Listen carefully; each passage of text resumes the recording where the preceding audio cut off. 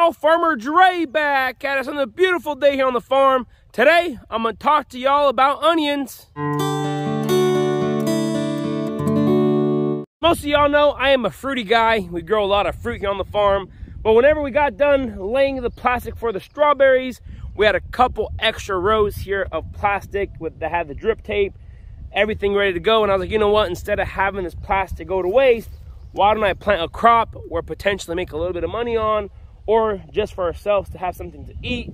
And we went ahead and decided to go with onions and garlic. I'm gonna share the experience that I've had with these onions and give you guys some little tips and tricks for the home gardener who does grow quite a bit of onions. So what I did here, like I mentioned, we laid the plastic and drip tape for the strawberries, and we didn't have enough plants to do these rows, so they stayed empty all winter long. When spring came around the corner, talking to another farmer, he had a few extra onion sets he sold me, and we have a total of about 6,000 bulbs here in these 2 rows.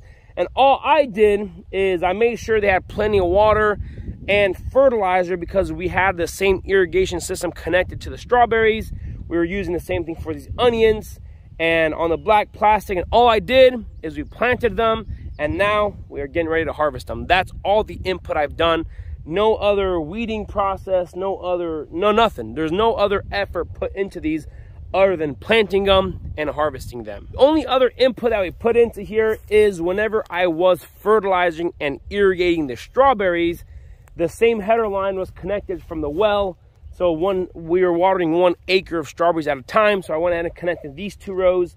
So these onions here were getting the same amount of fertilizer as our strawberries were, and the same amount as water as our strawberries were. So with strawberries, you want to put on 7 pounds of actual nitrogen per acre per week. So that's what these strawberry or these onion beds got. So every single week, early March through harvest, through the full month of May, part of June, these onions got the same fertilizer as the strawberries. And other than that, there was no input. All we did is planted them, and here we are getting ready to harvest them. I would say whenever it comes to growing onions, the biggest thing is have them on plastic mulch with an irrigation line or 2 underneath. First of all, that the plastic mulch creates the warmer soil temperatures underneath that plastic, a couple degrees warmer. And of course, if you're watering, irrigating underneath, that's all you do. There's no weed issue, no weed suppression. The plants love it. They're growing nicely. I'm gonna go ahead and show you guys how the bulbs are looking. So yeah, other than that, onions is a very easy crop to grow, in my opinion, compared to the fruit we grow here on the farm. With strawberries, apples, the blueberries, blackberries, and the tomatoes are very intensive. You gotta monitor them. There's so many diseases that can attack them, so many funguses and stuff and whatnot. But these onions, put them in the ground, and that's about it. Varieties of onions I did plant here, we got some Pattersons, Allison Craig, and then of course some candy onions. So I'm gonna go ahead and show you guys. So those Allison Craigs are supposed to be really big. These are Pattersons. These are really good in cold storage, I've heard. And then of course the candy onions are just super sweet. If you're wondering why everything is dead here, is that's how it's supposed to look. The trees are still green. I just came through here with the burned down herbicide. We're getting ready to pull up the plastic on the strawberries, and we had to come through here, kill off the weeds to make it easier to distance under and lift up that plastic. So don't think we're in a severe drought or anything. I purposely killed all this grass showing all these weeds. So of course, that's our garlic there. Our garlic got a little weedy, but not too terribly bad there. We got to pull that up probably today. But these are the onions here. This is the candy onions, and you can see here, absolutely beautiful, grow nicely. They're not too terribly large because we planted them a little later. By the time I talked to my friend there that's a farmer, and by the time we planted these, it was way in I believe it's sometime in April. So they're not too terribly big, but as you can see here, they have grown very, very nicely. Look at this, easy growing, easy pulling, absolutely amazing. These are the Pattersons right here. And what we're gonna do whenever we come through and harvest, I'm gonna come through here probably today or tomorrow morning, first thing. Come through here, pull them off and let them cure and dry on the plastic. And then we're gonna come through here and chop the tops up and then put them in the bins in the cooler or in the warehouse, just let them stay with no moisture, humidity. But yeah, look at these beauties. Absolutely amazing. Look at this, easy growing. This is the most effort I've put into them since we planted them. Literally, we came through here and planted them, and this is my second time bending over to do anything with them. So super easy to grow onions on black plastic, other than your investment in the plastic and drip tape and the fertilizer. Looking good. Like I mentioned, the 2 tips or tricks to growing onions, really nice and easy: black plastic and drip tape. It's the only way to do it. As you can see here, no weeds, no nothing. Onions are looking good. They've grown nicely. That's all you can ask for, right? That's pretty much, look at this. Beautiful, beautiful onions. I'm gonna come through here and harvest them, and that's about it. No weed issues, no nothing. Absolutely no disease pressure. Like I mentioned, keep mentioning this. All we did, put the sets in the ground.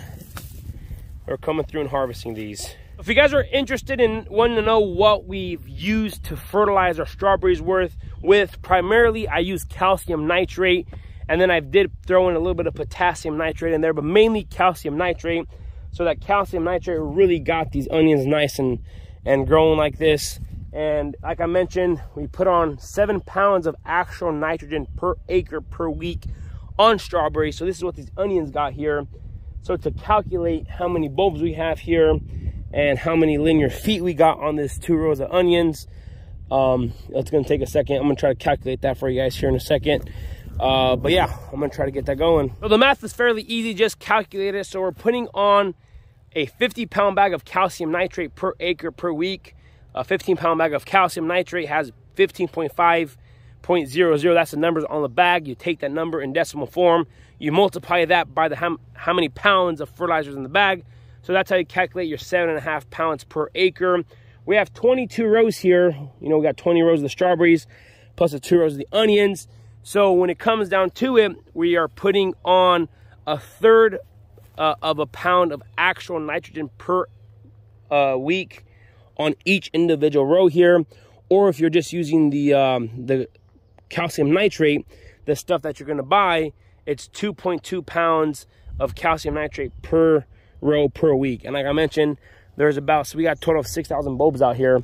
So about 4 pounds of fertilizer per week on these onions. Like I mentioned, we're gonna come through here and harvest these, let them cure on the plastic for a couple days, and then we're just gonna chop off the tops there, put them in the warehouse, and then onions will be good to go. So this is gonna be it for today. I just want to hop on here real quick and show you guys the 2 little tricks that I've learned about growing onions fast, easy, super easy to go. So if you guys need fertilizer, the irrigation system, or all that good stuff, make sure to check out farmerdresupply.com. That's where you're able to find all that stuff.